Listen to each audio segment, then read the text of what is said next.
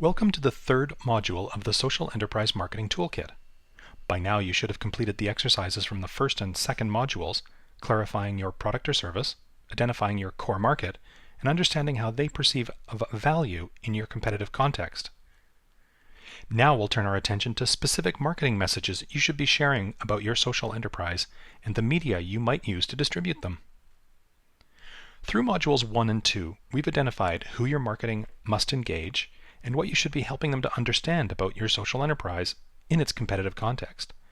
Next, we'll turn our attention on how you'll communicate with your audience. We'll look at two elements, the medium and the message. We'll talk explicitly about how to judge if and when your social enterprise's marketing should talk about your social mission. Sometimes it's useful. Sometimes it can actually be a detriment or a deterrent to effective marketing. But first, a simple philosophical statement.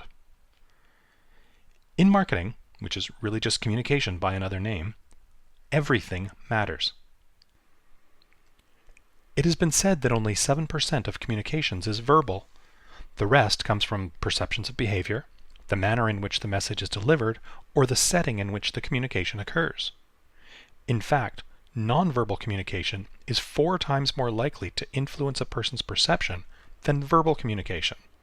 So, every interaction your audiences have with your social enterprise will impact their perception, whether you intended them for them to be considered or not. All of the good value and work, each of the inevitable mistakes, and even the things you simply weren't aware happened. You can't let the little details overwhelm you, but you must also acknowledge that sometimes the little details have an inordinately big impact on people's impressions. There's an old joke about a restaurant patron finding a fly in her soup. "Shh," whispers the waiter. "Everyone will want one." Every little thing counts, and sometimes not in the way you'd expect. Simply put, the media mix is how we manage the right time and in the right way part of the marketing equation we talked about in Module 1. We call it a media mix because you must consider how each medium builds upon others to increase their collective value. Print advertising can be really impactful and reach thousands and thousands of people, but it doesn't necessarily drive people to make a purchase decision. Your website, on the other hand, can encourage people to buy, especially online. But with social media's rise and omnipresence, it's becoming increasingly labor-intensive to manage online activity. For every organization, it's important to communicate the right message with the right audience. You'll probably need a variety of media types to support your social enterprise.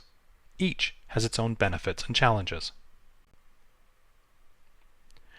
Print advertising, such as newspapers, magazines, and so on, can be very high in cost. Some prestigious magazines charge up to $100,000 for a single-page ad. However, they can also be an effective way to reach a massive audience. Likewise, broadcast media, that's radio and television, can reach enormous audiences, and the use of sound, music, and moving pictures can drive incredibly compelling commercials. But the cost can be even greater. Prominent radio stations can charge upwards of $200 for a single 30-second radio ad. Direct marketing is a more accessible vehicle, particularly for smaller organizations. The costs can be variable. You get to decide how many pieces of direct mail you circulate, for example. On the flip side, their reach is variable too. One key advantage is that direct marketing can be intensely localized. If you want to reach just one neighborhood of your city, that's most easily accomplished with direct marketing. The internet can be very cheap as a marketing medium, or you can invest big dollars in significant reach. It's also the best medium to achieve significant geographic reach, as there are countless communities of interest online that cross geographic boundaries.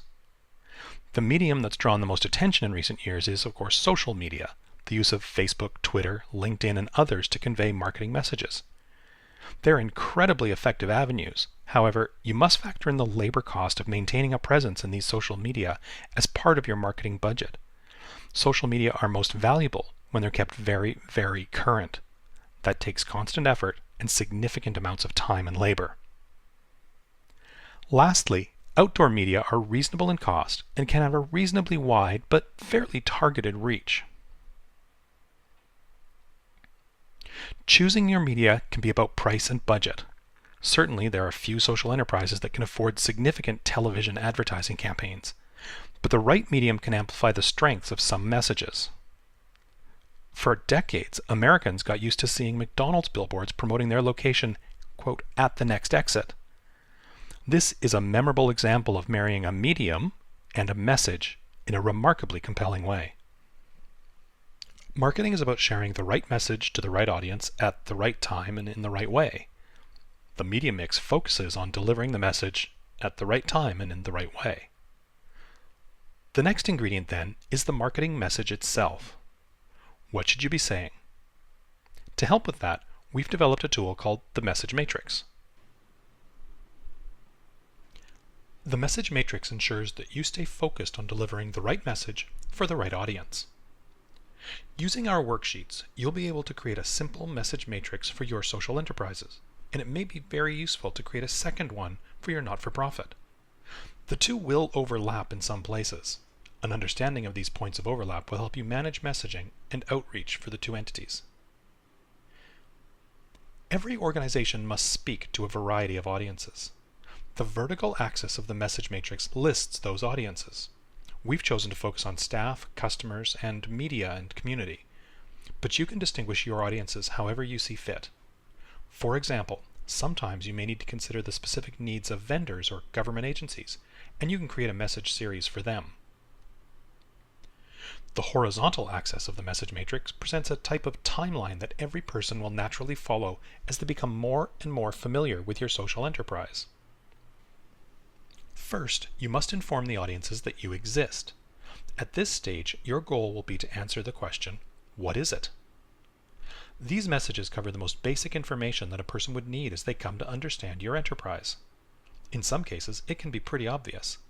With a name like Potluck Cafe, it's easy to understand that this social enterprise is a place to eat. Other times, you may need to be a little bit more specific. As a name, Just Beginnings needs a little bit more information to be recognized as a flower shop.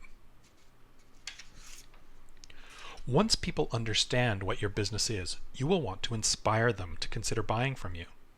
At this stage, you want to answer two questions. Is this for me? And how do you compare? Your goal at this stage is to define and convey your competitive advantage as clearly and concisely as possible. This stage brings it all the attitude and character that will help persuade your audience.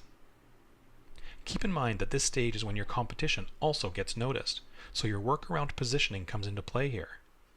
People will have determined that they want what you offer, but they won't yet have decided that you're the best option for them.